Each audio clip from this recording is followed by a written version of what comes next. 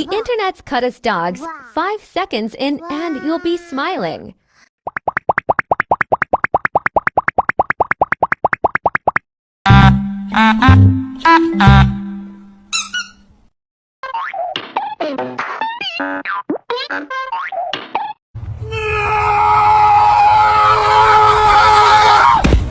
If ghosts are not real, then how do you explain this?